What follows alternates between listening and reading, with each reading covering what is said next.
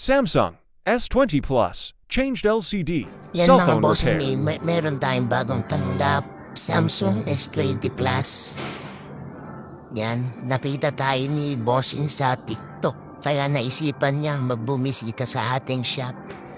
Kung malapit po kayo sa SM Bacoor, nasa 4th floor po kami Mobile World Store. At kung malapit naman po kayo sa SM Rosario, nasa 2nd floor po kami, Cellboy. Ayan.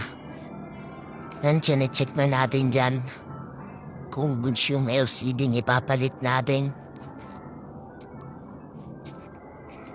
Yung pinainang nilagay pala natin dyan, with fingerprint na original.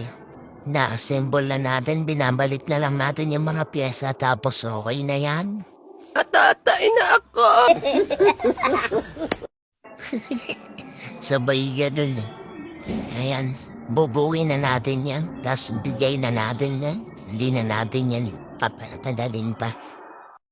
Ayan, kung may mga ganito kayong unit, lalo na pag Samsung, tapos naka-curve yung LCD, AMOLED, ingat-ingatan nyo. Kasi hindi biro yung LCD, medyo mahal din ang LCD nito. Pero, yan, ganun pa man, nagagawa pa rin yan. Pero kung meron kayong mga ganyan, ingat-ingatan nyo. Kasi medyo may presyo talaga yung LCD niyan.